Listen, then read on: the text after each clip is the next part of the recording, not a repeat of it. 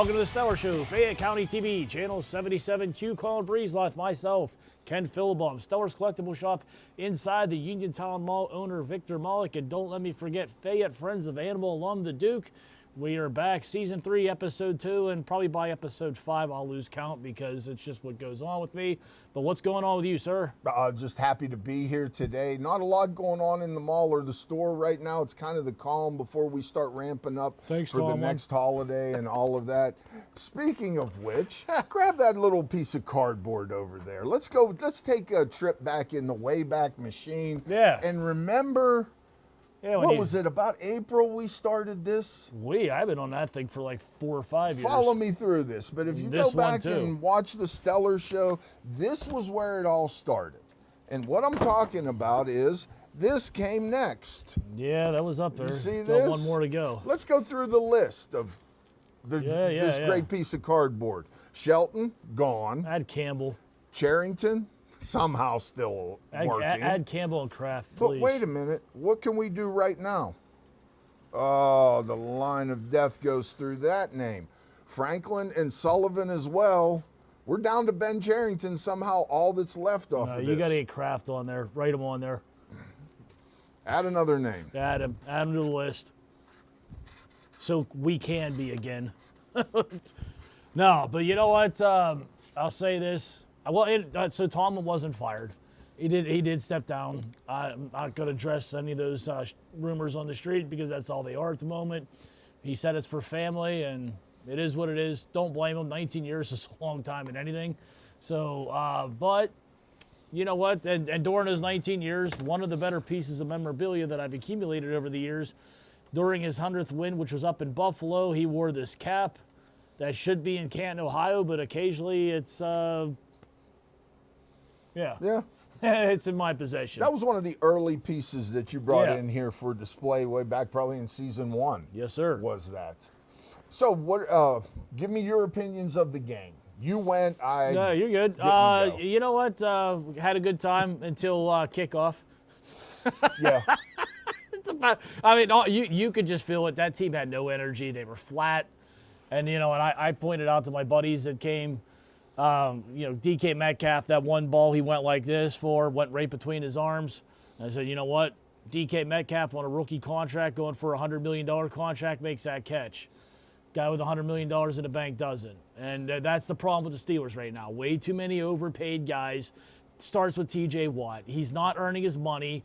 And they should be taking him to court and trying to get some of that back. That's just my opinion. Thief. Remember, you used to call McCutcheon thief. Yeah, well, it's another one. Yeah, right? But no, you're absolutely right on that. And as time goes on and eras change, Noel to Cowher to Tomlin, now to the question mark. This is my opinion on this. I'll get on the soapbox and try to get off really quick. No, take it. Chuck Noll and a coach who's been around more than a decade becomes way too familiar with veterans. Stagnant.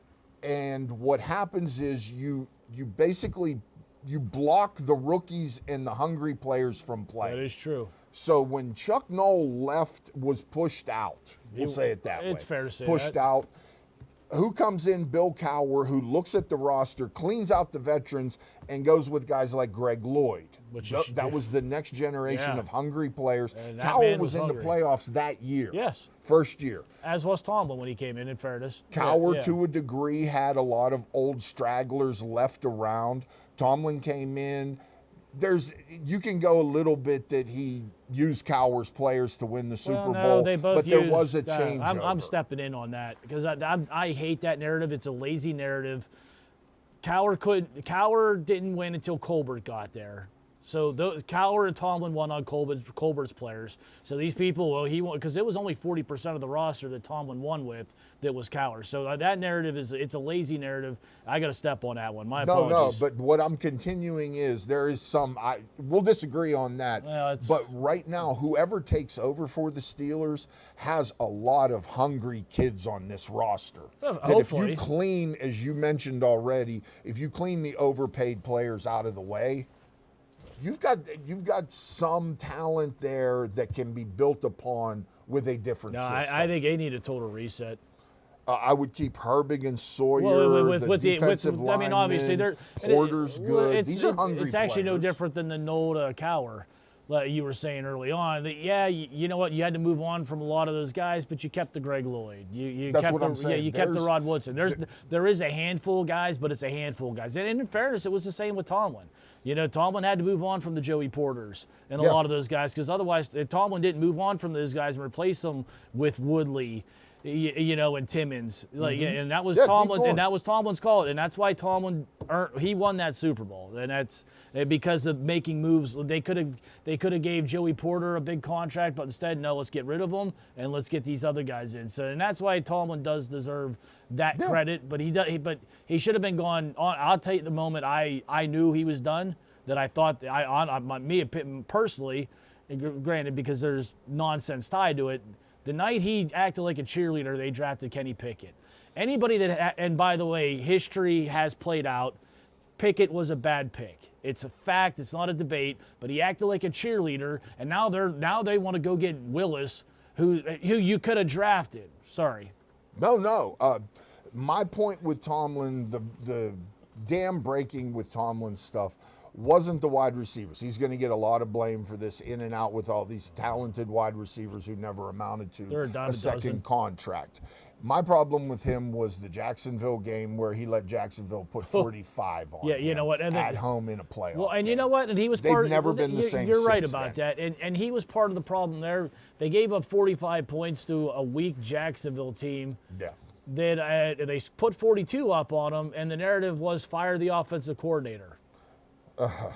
We put up with that. You can blame Ben on that as much as Tomlin. And he deserves the blame for that. Todd Haley was not the problem. But as a strong leader head coach, young, hungry head coach, he's not going to put up with that. You're making my point. No, you agree. We agree. Get used to the veterans. Yeah. And that's where the changeover was most necessary. Yeah, he just lost it. They lost the hunger, they got stagnant, and same happened in Baltimore with Harbaugh. Which, boy, I was hoping that was one that I was hoping was going to come here. I know we for the flip. Well, no, but I think Harbaugh's a good coach. I mean, he is. I mean, you know what? He's kind of dealing with some of the nonsense that Tomlin had to put up with here a little bit, giving him players that he didn't want, and then now you got to go make it work. You're perfectly into a point that I think the general managership in the Steelers culture, the only game that matters that you win is Baltimore, and I believe they have built teams just to beat Baltimore. If you really look at it, that's the only game that matters. I think they one of the things that helped them lose direction was Tom Brady going to the Buccaneers, because they were chasing the Patriots, and then somewhere along the way they just lost their way, and that's why I'm all for a total reset, with the exceptions of the Sawyers and a handful of other guys. I think that's the only way to go. It's great that you bring up Tom Brady, because there's a reel from Julian Edelman that's on YouTube. If you click Julian Edelman and go through reels, it will come up, where he's doing an interview with, and I don't remember who it was, but he sat there and he said, look, we beat the Steelers every time because we knew exactly where they would be on defense. Well, it's because they were also cheating.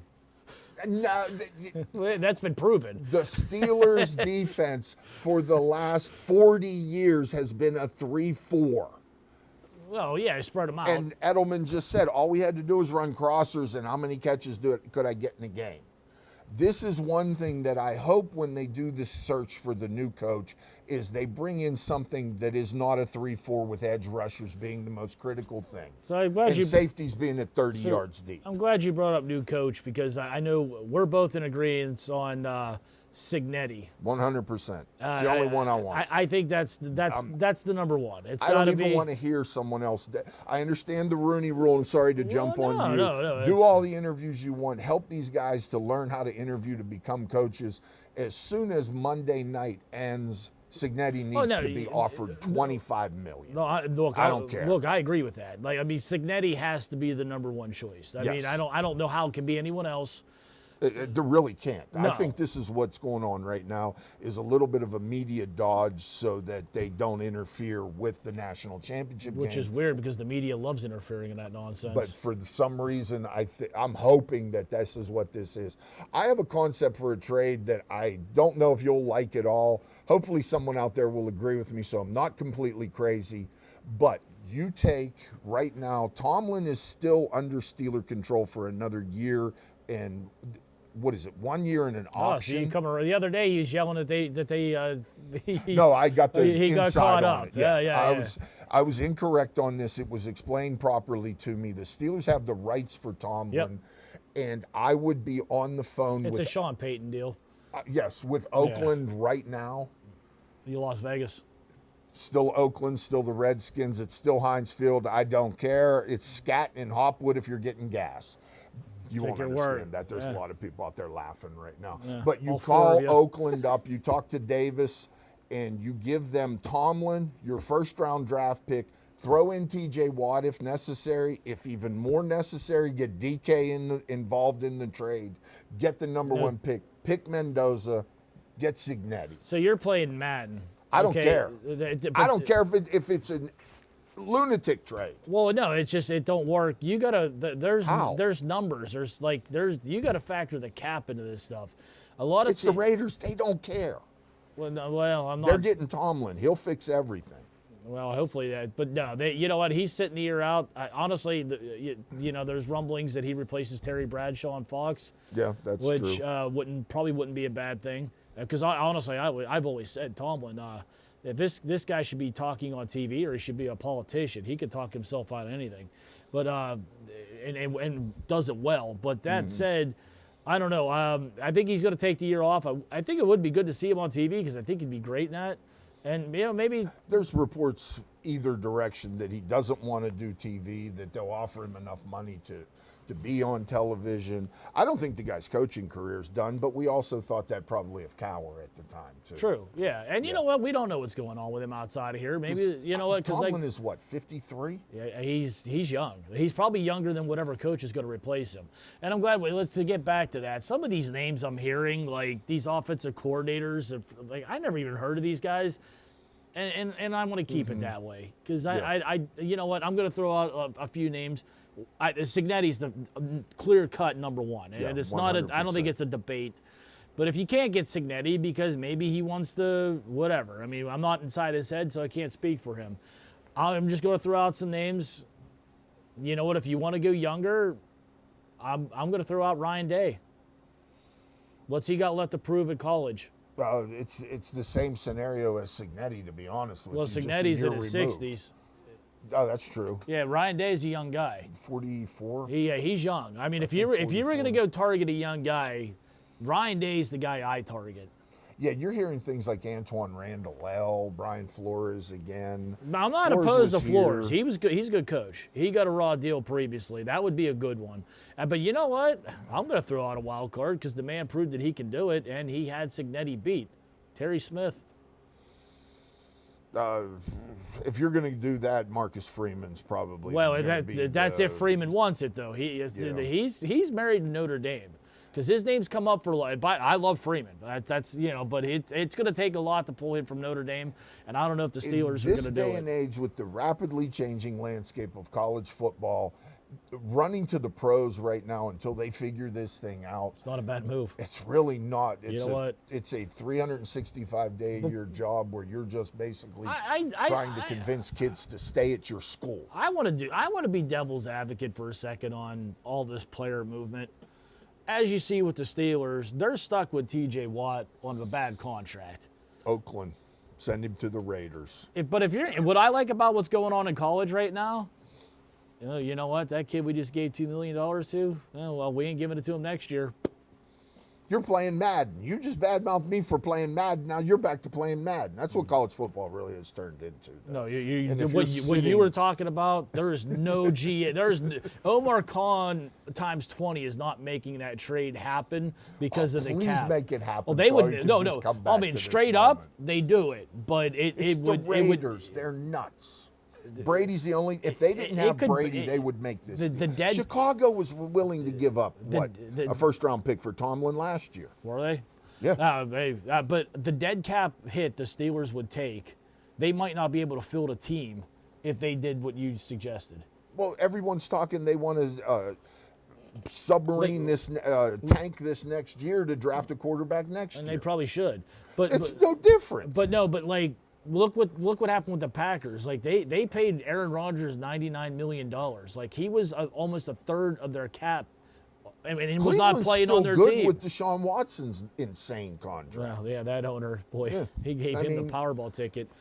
But speaking of Cleveland, that's a team we won't see this weekend. What do we got up here? Denver and Buffalo. The pick segment, Yes, sir. 4:30 on Saturday, which is tomorrow. We're filming this on Friday, so we got the We're number filming at Live. the number 6 seed Buffalo is getting a 1.5 on the road at Denver. Over and under 46.5. I like Buffalo. I do too. Yeah. I thought honestly I that don't- if I don't- Pittsburgh got by Houston, Yeah, it would have been a home game. That would have been a good. Yeah, I was hoping for that. Yeah. But no, I'm not a Bo Nix believer. Josh Allen, you know what? With a lot of the chumps out, like the guys that have handled him, and it's only chumps in front of him at the moment. I think this could be the year that he at least gets to the Super Bowl and adds a 5th Super Bowl loss to that team's history. Sorry, go ahead. Did Denver make the playoffs last year? Can you recall? Off the top of my head, no. I mean, they may have, but whatever. Because I can't remember if they did or they I didn't. don't remember what I had for breakfast, man. But Denver, as the 1 seed, if they didn't make the playoffs, played a non-playoff schedule, and I think could be a false indicator that they're as good as they are. They made the did? playoffs last year? Okay. Okay, so then Yeah. Denver's more legit than I thought. Fair enough, but I don't know. I watched Bo Nix enough in college. I'm not a believer, so. They were 7 seed. They were Okay, the they 7th, snuck in. but they made it in. Okay, so they played a playoff schedule. I'm changing up. I'm going with Denver in this game, and I'm taking the over. Yeah, I think, like I said, I could see them getting all the way, and then just I stand by it. So what do you got here? 8 o'clock. Go ahead, the 49ers. 49ers and Seahawks. That's in Seattle. Yes. Oh, just stay home, San Fran. It's just my opinion. I think San Fran, just on familiarity alone, will make this a close game. So I'm going to take the points in this game, and I'm going under because I don't think the 49ers are going to score very much. I don't think so either. And well, that is 7 points. That's a Yeah. lot. But That's you all. know what? I'll take Seattle to win, but I'm going to take like yourself. I'll take San Fran. Okay. They're covering, but they're not winning. Yeah, that game's going under. Next one is the Texans, who that defense looks really good. Going to New England. New England's given 3 in this game somehow. I don't understand that. I think this is this is the end of Drake May's magical run. I think there might be some too much hopium that because I think the Texans beat a team that just didn't want to be on the field the other night. That's just my opinion. That defense. I mean, and now granted, the score was 6-7 till late in the third quarter. Got it in. Yeah, but after that, the Steelers just melted in. Yeah, so, so which I was having fun with in the stands for about an hour. So that aside, yeah, I must give credit because there was a report, I believe, on WTAE where someone asked the question, were the Fire Tomlin chants happening? I started it in the third quarter. And the lady said it was in the 500s that they were going crazy. And somehow, you know what? through technology, we didn't get to see that on television. Well, or I hear have it on somewhere TV. buried in my phone, and I'll say this. I got to watch, as my buddy Ed pointed out, I got to watch Franklin and Tomlin fired in the same season. So it's just that hopefully the Steelers do a better job of replacing than Penn State did. So, no, I think the Texans are not. They looked good because they beat a team that didn't want to be on the field. I like the Patriots. I like the 3 points, and I like the over. I'm going to take the 3, and I'm going under in that game.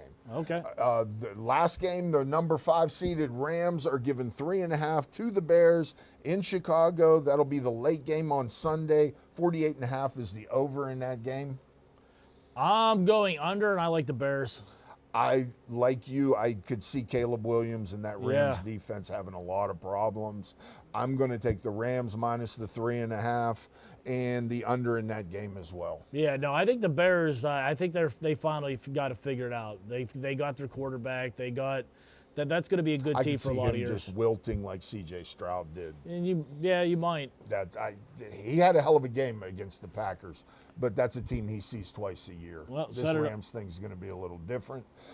In the national championship Yes, game sir. on Monday, Indiana, #1 team in the country, #10 team Miami, who we did pick earlier in the season absolutely. as a legitimate shot. We both got right, or right on that. 47.5 is the over/under. It's in Miami.